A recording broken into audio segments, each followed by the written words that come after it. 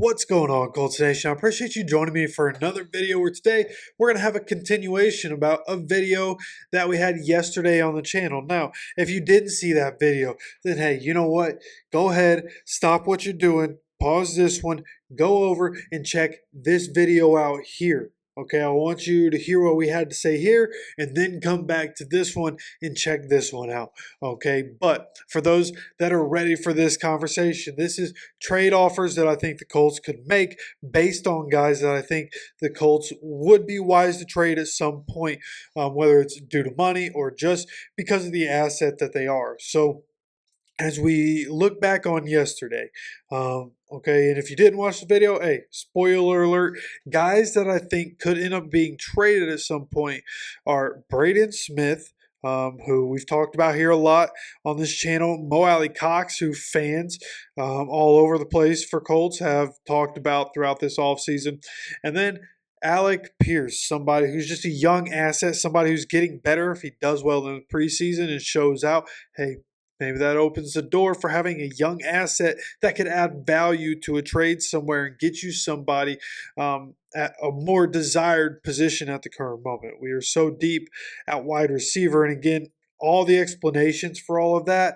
is on the video that we had yesterday. So go check that out if you want more details on why I think what I think with each of those guys. But for the purpose of this video, we're going over trade packages.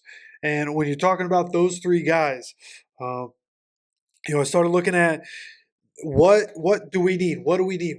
Everybody's talking about we need a safety.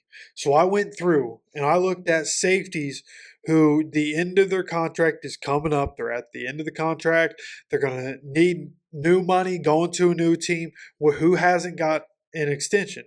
And I think right now, because the Dolphins went and paid Tua Tagovailoa, and I think the Dolphins might take a step back and end up being in the seller's market so that they can try to get some more draft capital to build around their quarterback that they just paid, then I think that their safety, Javon Holland, could come available.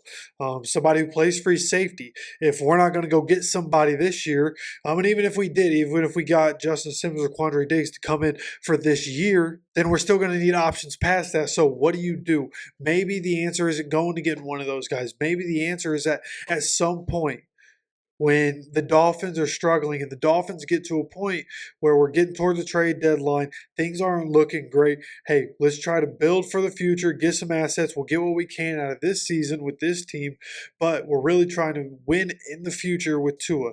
That's where I think the Dolphins could end up if that's the case. I see a way where you can try to trade for a guy like Javon Holland, a guy that came into the league and signed his contract at 20 years old. Okay, and coming off of what he's making now, like he's probably going to warrant a lot of money, right? He's a young safety getting his second contract. He's going to want a lot. He's also worth a lot. He's a really good safety. Pair him up with Julian Blackmon. The way Julian Blackmon's looking right now, as long as he stays on the field this year, I think he's going to be incredible for us. Somebody who can make a lot of plays for us. I think he's going to be somebody who this year could force the most turnovers for us this upcoming season.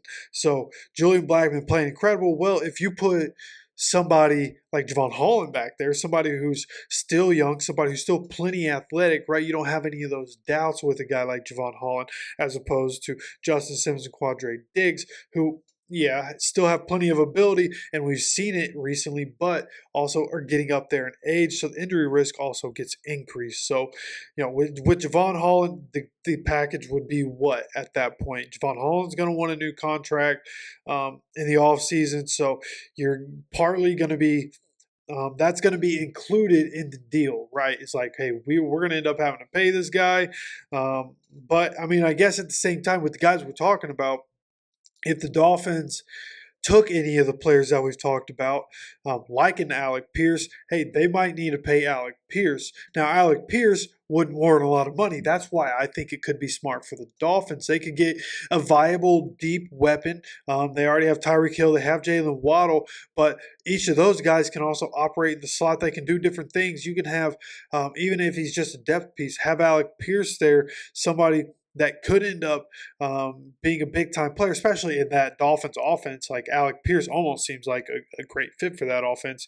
So it'll be interesting to see, or it would be interesting to see that kind of setup, right? You have Alec Pierce, and then what else being involved in the trade? Because again, both guys are going to need pay. Javon Holland's going to want a new contract. Alec Pierce coming up on near the end of his contract. So, like, what would have to happen? I assume the Colts obviously would be throwing in probably some more draft capital, but I don't think they would have to give up a first or second round pick. Maybe it's Alec Pierce and a third this year and a fifth next year, and we get Javon Holland, right? Maybe a sixth next year or something. Some late draft pick in 2025. Maybe that's something that could happen. So that's kind of what I'm thinking. Of course, I want to know what your opinion is of any of this down in the comment section. And please, I know there's going to be the people, especially Isaiah. I know Isaiah watches these videos and you do not like Ballard. I get it. There's a low chance that this happens, but also things change, right? If Anthony Richardson is staying healthy and we look like we can win some games, but we have an obvious hole on this team, but if we plug that hole for the next year, two, maybe three with Anthony Richardson on the deal that he's on, how many times can we compete with the Chiefs for a Super Bowl? That's the question. Can we be great making that move? And that's where I think things change. You get a quarterback consistently. You know what your quarterback is. Then you can make moves. And that's where, again, I continue to hope Ballard will get there. We'll see if he ever does. But that's just kind of what I'm thinking from that avenue. Now, the other one that I'm thinking of is this one might be far-fetched. This would be absolute blockbuster city. Like, people go crazy about this deal. Okay, we're talking about the 49ers. And this is one where unlikely on both sides because Chris Ballard, I don't know if Chris Ballard would ever do anything this bold. And the 49ers are trying to win a Super Bowl. I don't know if they would do this, but this is what I'm thinking. Okay, we talked about Braden Smith, Alec Pierce, Mo Alley Cox. I think you could get all three of those guys, send them out to San Francisco, and they would fit, right? Braden Smith, that 49ers, they could use a right tackle, and Braden Smith has flexibility. I believe Braden Smith also used to be a guard, so he has some flexibility, could do different things. Maybe that could work really well for what the 49ers do. Also, Mo Alley Cox, a blocking tight end. Have Mo Alley Cox next to George Kittle, two of the better run-blocking tight ends in the NFL. Then, hey, guess what? That's really good for Christian McCaffrey and the way that offense works.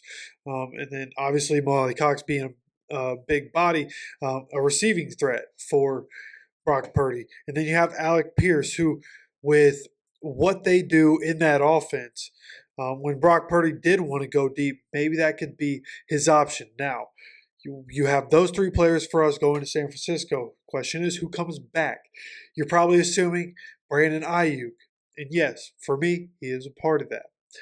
Also, Charvarius Ward. Okay, we need cornerbacks, right? That's what we're talking about. We need to make the secondary better. I think Juju Brents and Jalen Jones can be those guys. We have Kenny Moore, who's incredible. But here's where we're at. We need somebody we know is a guy, right? So if we want to be comfortable, and if these young guys aren't performing the way we want them to perform, hey, mid-season, what would you do? Right, we have Juju, Jalen Jones, we have Dallas Flowers. If you bring in Charvarius Ward, right, with Kenny Moore, Micah Abraham, some other guys in that room, Amir Speed, right, you have so many guys in that room.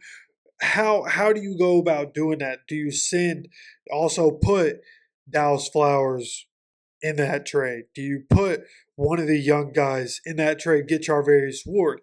Again, if you look at the money that you would save from Braden Smith, Molly Cox getting traded, you get roughly $16.5 million in salary cap savings. So when you get Brandon Ayuk and Charvarius Ward, you basically get an extra $16.5 million, right around $16.5 million to pay those guys on top of what we have, right? So if you don't get a safety, but you get a better corner, you get a wide receiver who you know is going to come in and immediately make the team much better, right? You're only as good as your weakest link, right? So if you trade now Alec Pierce for Brandon Ayuk from a wide receiver standpoint, we immediately get better.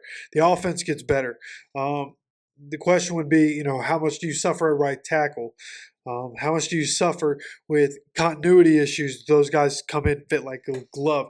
Again, that would be a very high profile trade. There would be draft picks that would have to be included in it. There would be money spent both ways at some point. And how would it, we'd have to wait a couple years before we really saw who won that trade. That would be an insane trade. So out of the two, for me, the Dolphins seems more realistic. Are either of them going to happen? I don't know. It's Chris Ballard.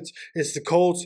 They're going to want to see what they have. They're preaching continuity. There's a good chance none of this even happens. But just as I look at the landscape of how things are, who could be free agents, who could want to go ahead, get a new contract real quick, who could we pay, how could we make it work? These are the things I've thought of, okay? So, again, if you didn't watch the last video, if you just went ahead, stuck this video out, and you didn't watch the last one, go check this one out as soon as this one's done. Okay, the two videos kind of go hand in hand. Get to pick my brain a little bit about what I'm thinking and how I got to this. But again, let me know what your opinion is of all this down in the comment section. Of course, make sure you're subscribed. We'll have notifications on so you continue to get notified anytime we have any more videos come out. Of course, I appreciate you stopping by for another video. As always, take care of yourself, take care of each other, and go Colts.